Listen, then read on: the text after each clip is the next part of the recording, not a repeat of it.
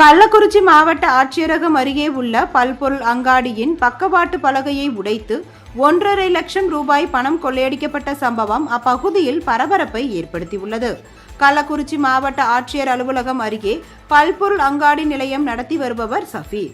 இவர் நேற்று இரவு கடையில் வியாபாரம் முடித்துவிட்டு கடையில் வசூலான சுமார் 1.5 லட்சம் ரூபாய் பணத்தை கடையில் உள்ள கல்லாப்பெட்டியில் வைத்து பூட்டிவிட்டு வீட்டிற்கு சென்றுள்ளார். காலை கடையை திறக்க வந்த சஃபீர் கடையின் பக்கவாட்டு பகுதியில் இருந்த பலகை உடைக்கப்பட்டிருப்பதை கண்டு அதிர்ச்சி அடைந்தார்.